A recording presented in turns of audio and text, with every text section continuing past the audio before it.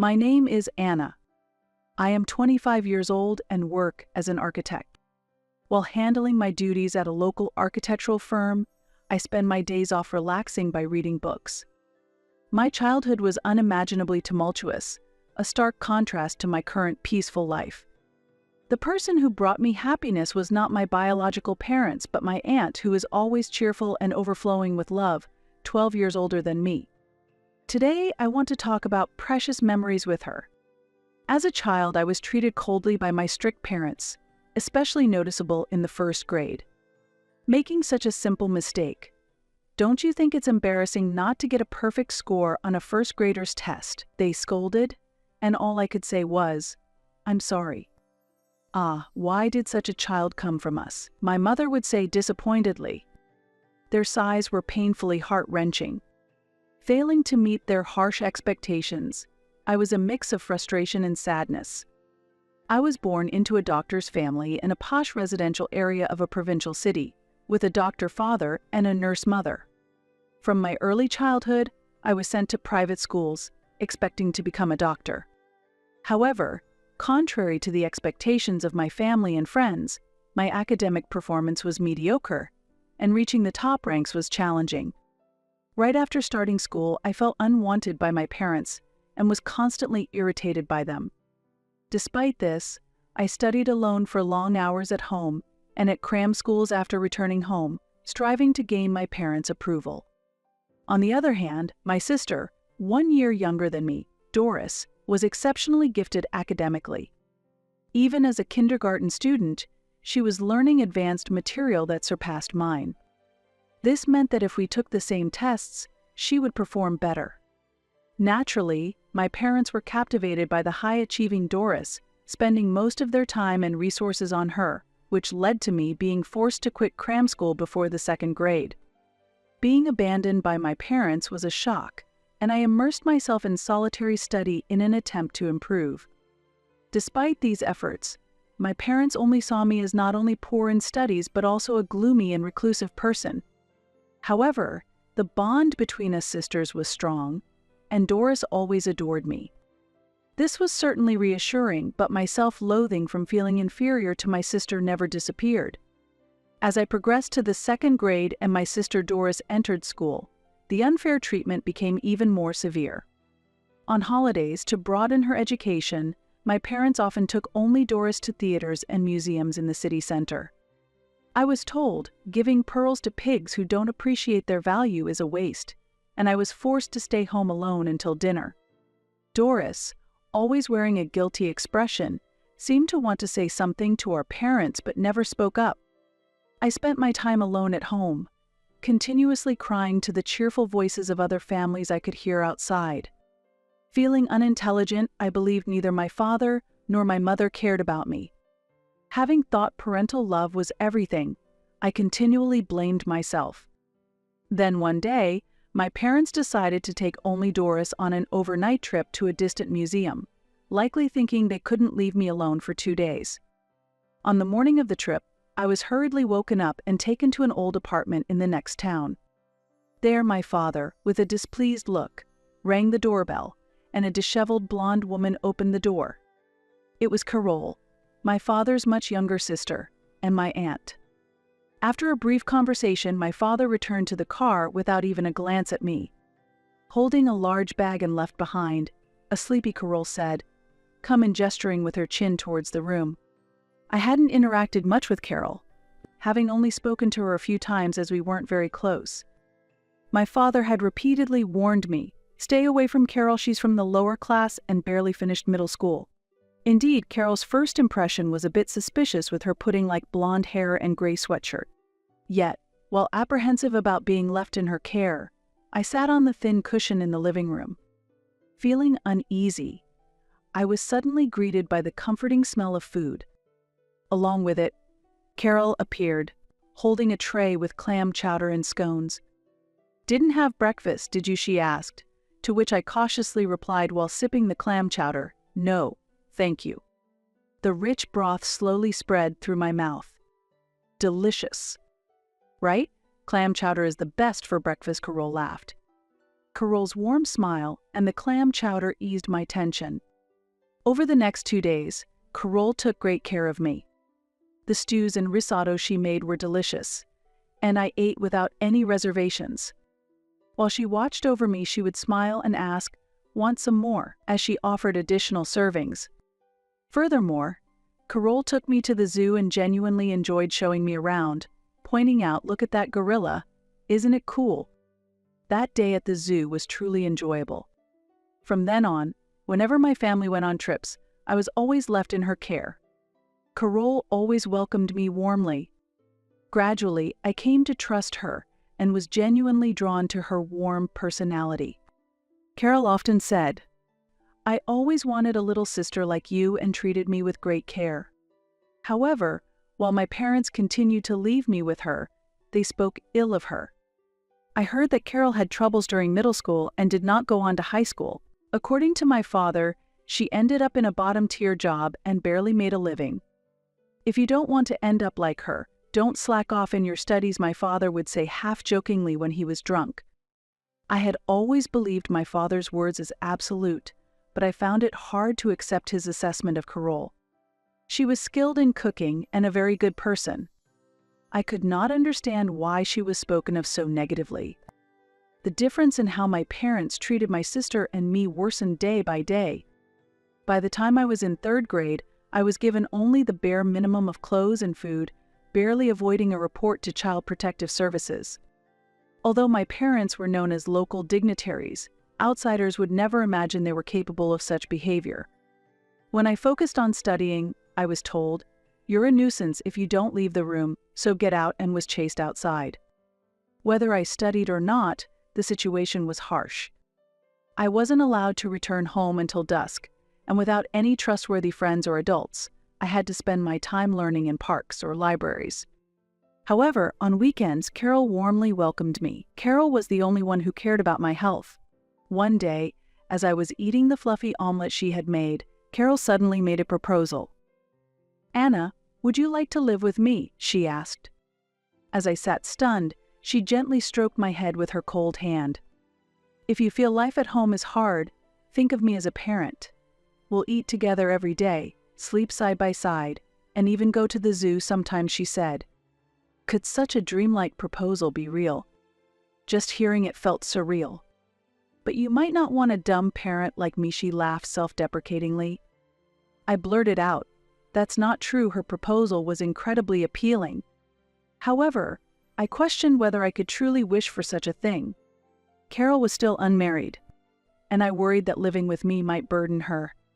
Additionally, I considered whether my parents would see it as a betrayal. "Carol, is it really possible for me to live with you?" I asked quietly. Carol gave a thumbs up and replied with a smile. "It's okay. Okay." It was an irreplaceable moment. I strongly desired to become like family with Carol, and made up my mind. Later, Carol discussed this with my parents, but their opposition to me living at her house was surprisingly strong. It seemed to stem not from affection but rather from a concern for social appearances. They disliked the idea of having to explain to the community why one family member was missing. After much discussion, it was decided that I would simply stay as a lodger at Carol Clay's house, and no adoption took place. Once everything was settled, things moved quickly. With just my essentials and my school bag, I moved to Carol's house. On the last day at home, my parents coldly said, "Don't neglect your studies. If you become a nuisance and trouble us, we'll send you to an institution right away." Only my sister seemed genuinely sad about my departure. But even my young sister could sense that I was being neglected by our family. As she tearfully said goodbye, she told me, "Big sister, I love you." Though I still harbored feelings for my family, my sister's tears pained me. When I appeared before Carol with mixed emotions, she greeted me with a beaming smile, exclaiming, "Yay, I'm so happy you've come to stay with me." At that moment, I vowed to become a family with Carol that neither of us would be ashamed of. Starting a new life with Carol was not without its challenges. Support from my parents was minimal, and I had to transfer from a private to a public school. Despite this, every day was filled with joy. When I struggled with homework, Carol would sit with me and look through the textbooks, trying her best to find the answers together. Even when I didn't score perfect on tests, she would celebrate my 90%, saying 90 points is amazing. You're really something, Anna. With Carol's support, I gradually became more outgoing, made friends to play with after school, stopped going to cram schools, and spent less time studying. Strangely, my grades improved even without much effort, and I was able to maintain top marks in my class. The chronic stomach pains and fatigue that I had disappeared a significant change for me. I believe they were due to the stress caused by my parents' strictness during my childhood. By the time I reached 6th grade, I had grown emotionally, the influence of my parents began to fade, and I freed myself from the narrow worldview they had created. As my sister got older, she started sneaking out to visit me at Carol's house. She was still performing well academically, which made our parents proud, but she seemed to have other interests and often expressed her frustrations to me. When Carol cooked, my sister would watch with shining eyes and always help out by her side. 8 years flew by since I started living with Carol, and I enrolled in a national university's architecture department. There was a special reason I chose this faculty. Also, because I received a grant-based scholarship, I didn't need to ask for financial support from my parents, and I didn't burden Carol either. On the day I was accepted to my first choice university, Carol cried tears of joy and made my favorite dish, seafood dresta. Over celebratory drinks, she sprinkled her conversation with stories of her own origins, revealing that she was the result of her mother's affair. While her father initially raised Carol as his own child, concerned about public perception, he ultimately treated her without affection. Despite her early longing for parental love, Carol entered a rebellious phase and became almost estranged from her parents, who were, in fact, my paternal grandparents. Anna, you've turned out so well. You didn't follow the wrong paths I did, and you've grown so much. By the time she was 30, the flamboyance of her youth had faded, and Carol's serene gaze was filled with deep emotion as she looked at me. It's all because you were there, Carol. Without you, I don't know where I would be. The thought of what could have happened if Carol hadn't offered to become my family that day made me shiver. Carol caressed my head with the same affection as she had 8 years ago. A year after I started my hopeful student life, a spring day brought an unexpected confrontation at my apartment. It was my parents, their eyes red with anger. "Did you too deceive Doris?" they shouted. What I replied, caught off guard. "What happened to Doris? Which medical school is she going to?" I asked back, which only deepened the redness in their faces. "Don't joke. You must know about Doris. Doris has gone off to do her own thing." My father was too agitated to finish his sentence. I knew what had upset them, so I responded appropriately. It seems Doris has enrolled in culinary school. Did you put her up to this? You've given her these bad ideas." I hadn't done anything of the sort. In reality, while Doris let our parents believe she was preparing for medical school, she had secretly aspired to study nutrition and was accepted into that program. She will be starting her studies in nutrition, not medicine, this April. You think you're in a low place, so you're jealous of your sister becoming a doctor. How wicked, my mother accused me angrily. That's not true. Doris chose her path on her own. Don't lie. There's no way that an excellent child would choose to be a nutritionist. In fact, Doris is not ultimately aiming to be a nutritionist, but I kept that fact to myself. Mom and Dad have never really understood Doris. Mom stomps her feet in anger. That's your fault. It has nothing to do with Anna. What? From behind me, Doris and Carol appear. Surprised to see Doris here, my parents' anger intensifies. Then, they turn their criticism towards Carol. "Carol, is this your doing? Did you lead not only Anna but also Doris down the wrong path? I think that's none of your business." As if to protect Carol from my father's attempt to attack her, Doris steps forward. "Don't blame Carol. It was because I showed an interest in cooking that she offered her kitchen to me." Indeed, as Doris visited Carol's house to see her, she developed an interest in cooking and gradually became passionate while helping out in the kitchen. Focused solely on her academic performance, my parents seemed not to notice even when she came home smelling of sesame oil. Though culinary school was considered, she could not leave home without a scholarship, so she chose nutrition instead. Like me, Doris received a grant-based scholarship, which enabled her to stand up to her parents. She aims to be a chef in the future. My father's lips tremble with anger. Doris, I'll accept you taking a gap year, so withdraw from the university immediately and go to a preparatory school. I absolutely refuse. Doris firmly opposed my father's unilateral outburst. Seeing this, my mother tried to reason with Doris gently. Doris, going into a profession like nutrition or cooking, which anyone can do, isn't worthy of your talents. Everyone is expecting you to become a doctor. In that case, Mom, can you cook? What? If anyone can do it, do you know how to perfectly fry popcorn, shrimp, or make bechamel sauce?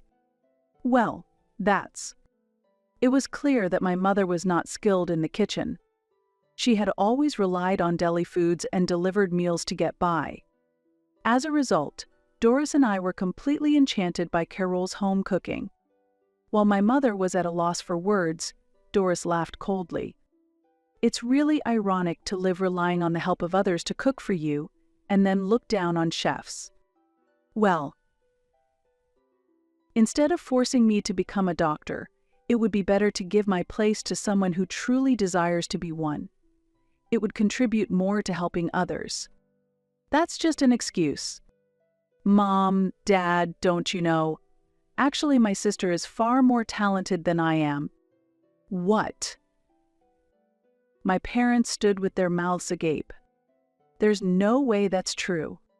Do you even know which university my sister is attending? My parents looked at each other. As I thought, you don't know. You also don't know how excellent the architecture department is at the university she attends. She was accepted into a national university's architecture program because she is academically excellent. While it might be an exaggeration to say Doris is more talented than I am, it's a fact that I became a top student thanks to Carol's support. It's true, Mom and Dad. You wouldn't know how well I did in school because you never attended any of my parent-teacher conferences. With that, my parents lost their momentum and fell silent. I looked at them with a cold gaze. The success in raising Anna wasn't due to you, but thanks to Carol. Doris laughed as if she had given up. That can't be true. It's impossible. Don't worry. I've arranged for my tuition myself, and I'm prepared to live on my own. I've already moved my things. You didn't notice, did you? What? The color drained from my parents' faces as they had been furious just moments ago. Carol watched this unfold, looking completely fed up. You both were only ever interested in grades. It's a shame that your wonderful children weren't understood for who they are. Feeling humiliated, my parents groaned in discomfort. Being pitied by Carol, whom they had once looked down upon, must have been the ultimate humiliation. But that was the reality. My parents found no words to retort. Eventually, Doris left home that day with the help of a friend, relocating to another state, over 5 hours away by car. I didn't expect this incident to prompt any improvement in my parents' behavior or make them back off from Doris and me. When I advanced to my second year of university, my parents suddenly called me. I couldn't shake off an ominous feeling. No matter what they say, I would firmly refuse to return home. We met at a restaurant they frequented, but when Carol accompanied me, my parents clearly showed their displeasure. As soon as we sat down, they spread out numerous pamphlets on the table, all from universities with medical schools. What's this? We're giving you a chance to retrieve for medical school. Isn't that a good deal? We're offering you a chance to redeem yourself. Show that you can surpass your sister because of whom you've been looked down upon. Such an unexpected turn of events. How foolish. They really don't understand. But I decided to play along, just for amusement. Really? I'm so happy. Maybe I can actually get in here. To think that you both care so much about me. I really should be thankful." My father nodded, looking pleased with himself. My mother's face also brightened. As if that could ever be true. I couldn't hold back my laughter and burst out laughing. Ha, ha ha ha. What's wrong? I just laughed seeing Dad so happy. To take such a proposal seriously? Impossible? After all, I have my own life. What? The moment my parents realized I was joking, their faces rapidly turned red. They are as quick to anger as they are far from the intellectual caliber of a doctor. Doris has never looked down on me. It's you who have always looked down on us. That's, well. Anyway, I have no intention of trying for medical school again. I responded with firm resolve, and a vein throbbed on my father's forehead. Why can't you and Doris understand the nobility of being a doctor? Is this also Carol's fault? Once again, my father directed his blame at Carol, completely missing the point. Carol simply gave a wry smile. "Brother, you're so stubborn. What did you say? Anna and Doris aren't denying the work of doctors, they just have passions elsewhere. And those are in professions like architecture, nutrition, and cooking, which anyone can supposedly do. Even if they are jobs anyone can do, that's fine." What? Startled by the sudden voice, my father turned around to see two muscular, healthy-looking men standing there. "Who are you?" "Perfect timing, you just insulted an architect and his son." "What?" They looked surprised. At that moment, Carol stood up and gently pulled the young man next to her closer with her arm. "This is my husband. It's an honor to meet you, brother-in-law. I am Alexander Davis. Carol has told me a lot about you." Yes." Carol's husband smiled, showing his white teeth. Actually, Carol had started dating Mr. Davis 5 years ago, and they officially got married when I turned 20. Despite my reassurances, they were stubborn and affectionate enough to wait to marry until I was an adult. As a result, I became close to Carol's in-laws and developed an interest in architecture. When Carol suddenly announced her marriage and her husband spoke meaningfully, my parents were taken aback and lost for words. Next, Carol's father-in-law stepped forward with a smile and began to speak. "Nice to meet you, Dr. Barnes. I am Davis, and I run an architectural business in this area. I understand Anna has heard about my work from Carol and has taken an interest. You are truly an insightful, wonderful person." Yes. "I am planning to retire from the field soon, and I would like Anna to join our company as an architect and learn the ropes to carry on in the future." "How dare you decide such a thing on your own?" As they raised their voices, Davis opened his eyes wide and stared at them. "Even if you call it presumptuous, the fact that you have shown no interest in Anna so far is undeniable.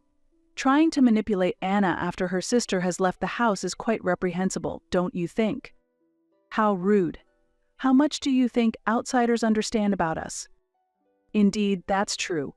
But then again, human relationships are mostly about interactions with others. What? Davis looked around. My parents also looked around and could see their faces losing color. Other customers at the restaurant were looking at them with cold eyes.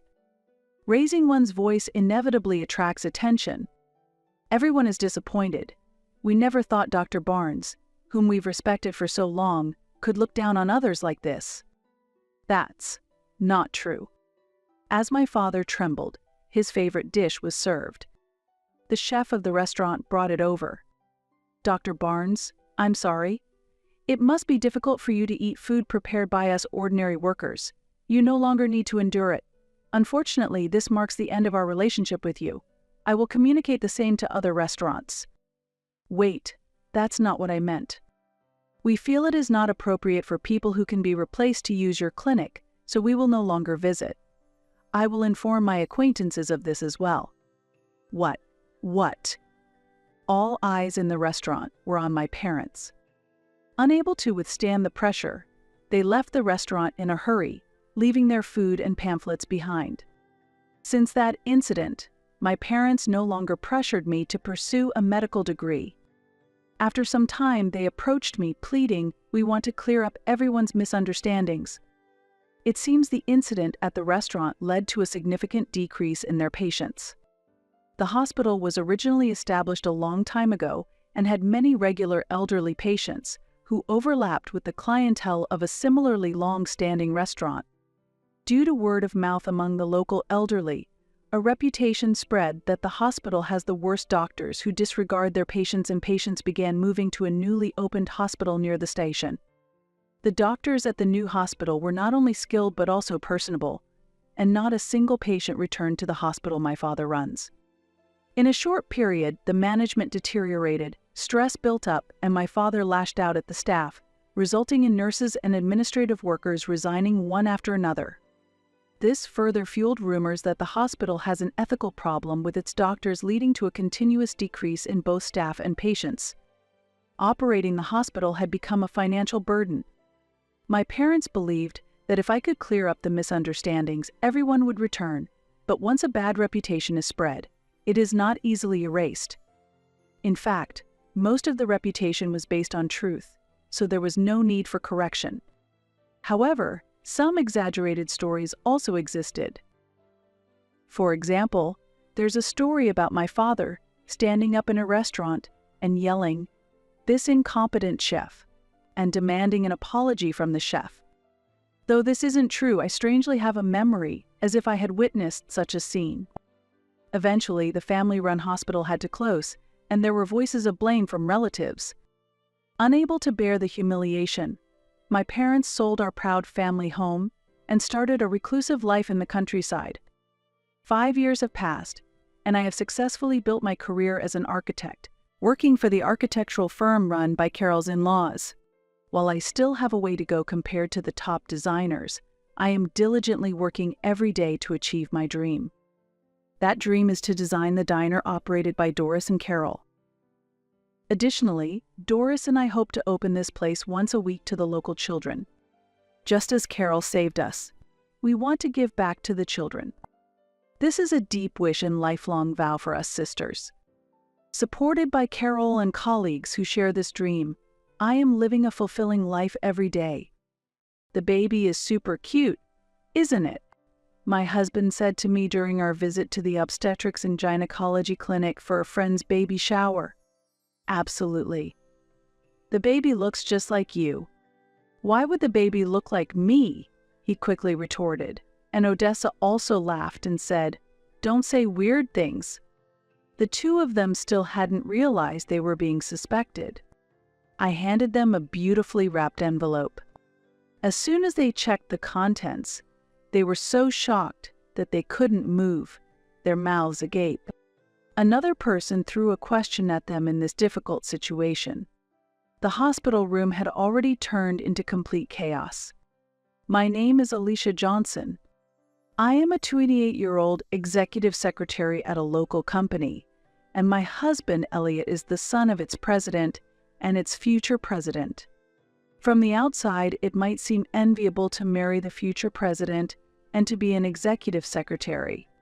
However, the worst possible situation occurred for me, who should have been happy.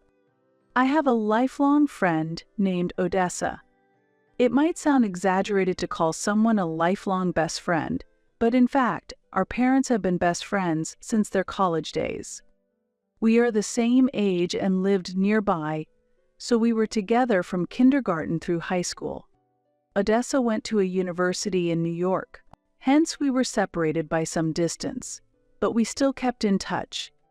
After college, we couldn't meet often, but we communicated at least once a month, and we always caught up when Odessa came home to visit. Odessa and I had a relationship like very close sisters.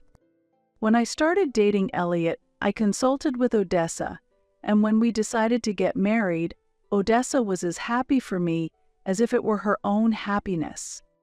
At the wedding, Elliot laughed and said, "You two really are close," as he saw me crying during Odessa's speech as the representative of our friends.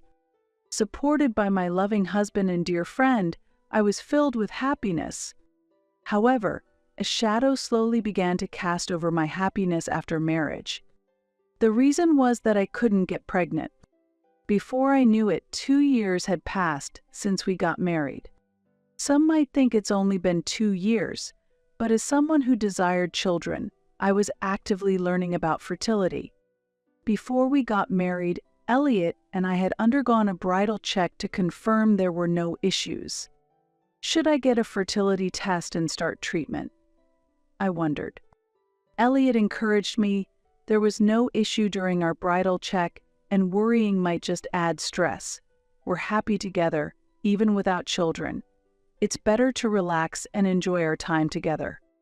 Elliot's warm words were comforting, but I felt a rush of urgency to have an heir, and above all, I deeply desired a child with Elliot, whom I loved. Elliot reassured me, let's not rush and take our time.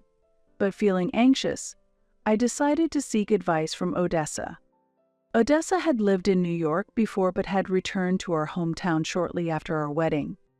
While she was in New York, we only met when she visited, but the sociable Odessa quickly got along well with Elliot, and recently they had been enjoying various conversations at our house almost every week. Honestly, infertility is not something easily discussed, but I could open up to Odessa, and she always listened kindly. Still, Odessa advised, don't rush. Elliot also says to take it slow, and worrying too much can have the opposite effect. She was right, of course. Stressing over not being able to conceive only compounded the stress, further hindering pregnancy. I often hear stories of people conceiving the moment they give up on trying, but it's not so easy to sort out one's feelings. A few months later, on a weekend while I was feeling troubled, Elliot had left early for work. When I had a lot of time alone, I often found myself overthinking. Just then, the doorbell rang. Alicia, are you there? I bet you're brooding over something alone, right? Surprise? I brought a special treat today. As always, what a wonderful friend. Odessa had brought my favorite cake for her visit. Recently, Odessa had been busy and visits on the weekends had become less frequent. With Elliot away at work and me alone at home, Odessa's visit was truly like a blessing from heaven. Odessa, I love you, I exclaimed as I hugged Odessa. How did she know I was alone today? Elliot was away for the weekend, and I hadn't told her he was out today. At that moment, I didn't harbor any suspicions. I just enjoyed Odessa's visit. As we chatted about trivial things, Odessa suddenly said, "Actually, I've met someone interesting after a long time." She reported this with a voice filled with joy. "Do you have a boyfriend? What's he like?" My excitement grew too. "No, not a boyfriend, you know?" Odessa smiled as if she was hiding something. I felt a slight discomfort, but they weren't officially dating yet. It seemed like that kind of situation, so I asked for more details. Odessa had always had very high standards. Being beautiful but modest, Odessa naturally attracted male attention, and it was understandable why she had such high expectations. What kind of person would meet Odessa's standards? Out of curiosity, I kept asking more questions. "He's really my type. He's so kind, and he fulfills all my wishes. Plus, he's a future president, has money, is good at DIY, and manly too," Odessa said. That was so typical of Odessa. "You always said you wanted someone handsome, kind, and rich." Odessa had hoped to meet someone who met these criteria in New York, but she hadn't found anyone and returned home. It was unexpected for her to meet the ideal match in our hometown. "Do you have a photo of him?" I asked. "I couldn't get one," she replied. For a moment, the description of being a future president and good at DIY reminded me of Elliot. The similarities to Elliot concerned me, and I continued to ask questions. "What kind of work does he do?" Where did you meet him? I asked. But when it came to specifics, Odessa didn't provide any details. Yet, there could be other future presidents who were good at DIY. It piqued my curiosity a bit, but since it's rude to pry into things she didn't want to talk about among close friends, I decided to drop the subject. Though we enjoyed a lively conversation for a while, Odessa suddenly remembered she had something to do and said, "Oh, I forgot I have an errand to run. Alicia, see you later," and hurried home. Elliot was also going to be late tonight. Recently, due to his busy work schedule, Elliot often stayed at a hotel near his office on weekdays and spent most of the weekends away from home on business entertainment. During that time, I was left at home, deep in thought. About 6 months later, Odessa contacted me with important news. What could have happened? In the afternoon, when Odessa visited my home, she looked me in the eyes and said, "Don't be mad, okay? I'm actually pregnant." The shocking news came from the unmarried Odessa. Whose child could it be? I was surprised but saw no reason to be angry. Why did Odessa think I would be angry? I smiled and said, "If you're happy, Odessa, then I'm happy too. Congratulations? Are you going to marry him? If you do, let me do the speech?" In response, Odessa looked a bit somber and said, "I'm not thinking about marriage, but he will support me, so it is okay." "So, it's like a common-law marriage?" I asked, and Odessa quietly nodded. "What about your parents?" I probed further, and Odessa replied, "Please, keep it a secret from my parents. I'll explain it to them. There might be specific circumstances she can't disclose to others." When I heard she had a boyfriend 6 months ago, I felt she was hiding something, but it seemed best not to delve too deeply. With this in mind, I responded, understood, and only encouraged her by saying, "Have a healthy baby." However, after Odessa left and I was thinking at home, a sinister thought crossed my mind. Could it be that Odessa had an affair with a married man and ended up pregnant as a result? But who could that partner be? Odessa hadn't revealed anything about him, but something suddenly occurred to me. She had previously mentioned that her partner was a future president skilled in DIY. Elliot is also proficient in DIY, often making furniture to his liking for our home. Although he's been too busy with work lately to engage in such activities, we still cherish the furniture he made at the beginning of our marriage. Could it be that Elliot is Odessa's partner? That can't be possible. I trust that neither Odessa nor Elliot would betray me. However, once I start doubting, it's hard to stop these thoughts. Looking back, Odessa returned to our hometown around the time she became close to Elliot, and it coincides with when Elliot started staying away from home due to work, and when Odessa stopped visiting our house. Is this just my imagination? It must be just in my mind. It's unthinkable that Elliot and Odessa could be involved. To dispel these doubts, I decided to hire a detective to investigate if there was an affair. I couldn't believe I was doing this, but if things remained unclear, it would always nag at me. I thought if the detective found nothing between Elliot and Odessa, I could wholeheartedly celebrate Odessa's pregnancy. However, it turned out to be a mistake. A few weeks later, I received the report from the detective. The results clearly showed that Elliot and Odessa were having an affair, and it was highly likely that the child Odessa was pregnant with was Elliot's.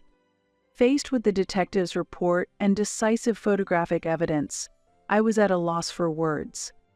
My suspicions turned into certainty, and I was shocked by the reality.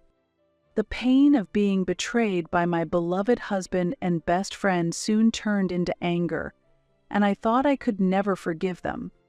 However, considering that Odessa was pregnant made me hesitate to take any action. I decided to wait until Odessa gave birth and then confront them both. Finally, I received the news that Odessa had delivered her baby. Neither Elliot nor Odessa could have dreamed that I was aware of their affair.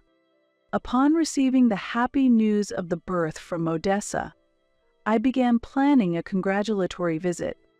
When Elliot returned from work, I casually brought up the news. Odessa had her baby, I told him, and he responded, "Really?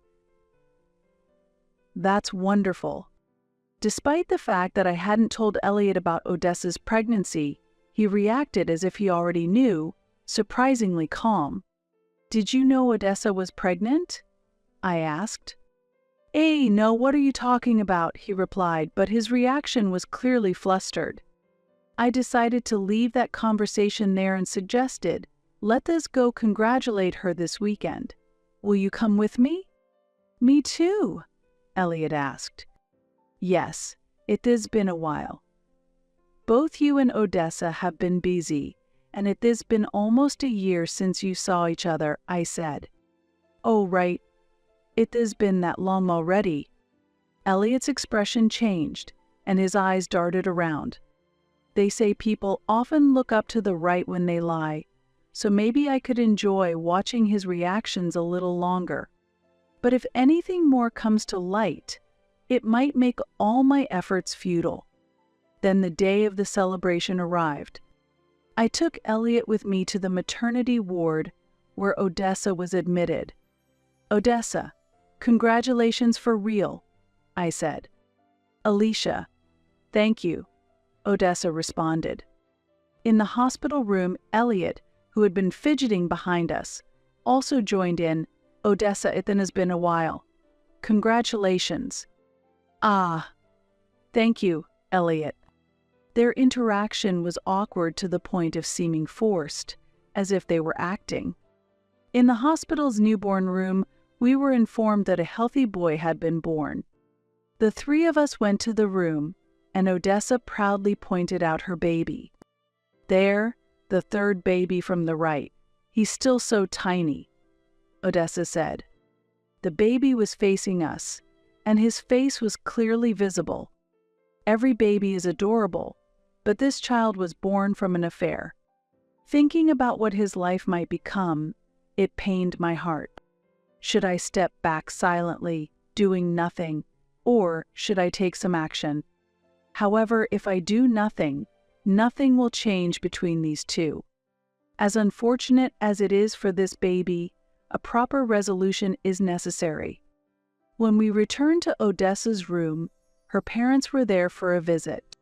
I introduced Elliot while exchanging greetings. After the greetings settled, her mother asked, "How was the baby? Was he awake?" Elliot replied enthusiastically, "Yes, he was awake. Really cute." Then he turned to me and said, "The baby is super cute, isn't he?" I responded, "Absolutely. He looks just like you." Elliot laughed and said, "Why would he look like me? How could he resemble you, I wonder?" "Because he's your child," I retorted. Elliot panicked. "Wait, please don't say things that could cause misunderstandings." Odessa joined in the exchange, laughing and retorting, "Don't say weird things." If both of them react too passionately, it might only make them more suspicious. With that thought, I muttered, "Is it really a misunderstanding? Well, whatever," and continued, "Look at this. A surprise present. I hope you like it," and handed Odessa a beautifully wrapped envelope. "Hey, what's this? Can I open it?" Odessa said, surprised. She still hadn't realized that she was under suspicion. Next to me, Elliot chuckled. "When did you prepare this?" As Odessa opened the envelope and looked inside, she was speechless, her expression frozen in shock. "What's wrong?" I asked as Odessa opened and closed her mouth without making a sound. Elliot, curious about her reaction, peered into the envelope and lost his voice with a stunned Seeing Odessa and Elliot's reactions, her parents also became concerned and asked me what happened. "Alicia, what did you give her?" I took the envelope from Odessa and said, "Are you ready to see this? It's not pleasant," and handed it to her mother. As her mother was about to open the envelope, Odessa shouted, "Wait! Don't look! What is this?" her mother exclaimed. Then, looking into the envelope, she stared at Elliot and said, "This is—" The surprise present I had given to Odessa was the photographic evidence of her affair with Elliot, provided by the detective. The photos clearly showed Elliot's face, leaving no room for doubt. "Are you Alicia's husband?" her mother asked Elliot, seeking confirmation. Elliot looked down, unable to respond. At that moment, an angry voice from her father echoed in the room. "Silence solves nothing. Say something." Odessa and Elliot trembled under the force of his voice. Her mother pressed Odessa, saying, "Didn't you say he don't acknowledge the child? You said you wouldn't marry, but would raise him together? How could you plan to do that with Alicia's husband?" Odessa was at a loss for words, merely stammering, What on earth were you thinking? To do this with someone else's husband, especially Alicia's, your longtime friend. Why would you do such a thing? Don't that just stay silent. You must have something to say." As her father raised his voice further, Odessa simply remained silent, bowing her head. "Do you think staying silent will solve anything? But I would not allow it to end there." I directly confronted Odessa. "Why did you betray me?" To that, Odessa responded defiantly, "It is not fair. I've always been more popular. Why should you get to marry someone handsome and wealthy like Elliot? Why did it turn out this way? I should have been the one to marry him. Everyone envied you for marrying Elliot. Plus, you couldn't have children, but I got pregnant right away. That means I am more suitable for Elliot." This was Odessa's true character. I had always known she was disliked by many. However, I never expected her to act this way towards me. Elliot remained silent, just looking down. He was probably swept away before he knew it, pursued by the beautiful Odessa. "Why not invite your father too, since we're celebrating? It is his first grandchild, after all," I suggested while pulling out my phone. Elliot pleaded, "Wait. Please, don't do that." But I ignored him and made the call. When I briefly explained the situation over the phone, my father-in-law, the president, immediately came to the hospital. I showed him the evidence of Elliot's affair, and he was speechless, saying, "What have you done?" When his father arrived, Elliot was visibly shaken and pale. He had been raised strictly as the future president since he was a child.